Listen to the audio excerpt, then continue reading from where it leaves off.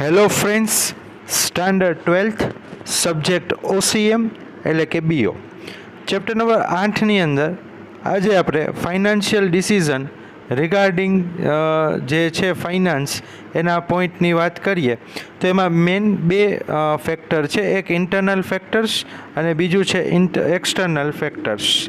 હવે ઇન્ટરનલ ફેક્ટર્સની જો આપણે વાત કરીએ તો નેચર ઓફ બિઝનેસ છે, સાઇઝ ઓફ બિઝનેસ છે, ગ્રોથ છે, ફાઇનાન્શિયલ રિક્વાયરમેન્ટ્સ છે અને એટીટ્યૂડ ઓફ ડિરેક્ટર્સ છે. હવે એક્સટર્નલ ફેક્ટરની જો વાત કરીએ તો કેપિટલ માર્કેટ કન્ડિશન છે, ફ્લોટેશન કોસ્ટ છે, ઇન્વેસ્ટર્સ એટીટ્યૂડ છે, ઇન્ટરેસ્ટ રેટ છે, લીગલ રિસ્ટ્રિક્શન્સ છે અને ઇન્સ્ટિટ્યુશનલ ઇન્વેસ્ટર્સ છે. તો આ જે બધા ફેક્ટર્સ છે ઇન્ટરનલ અને એક્સટર્નલ એ ફાઇનાન્શિયલ ડિસિઝન રિગાર્ડિંગના જે ફેક્ટર્સ છે તેના આપણે અહીંયા પોઈન્ટ જોયા. Thank you.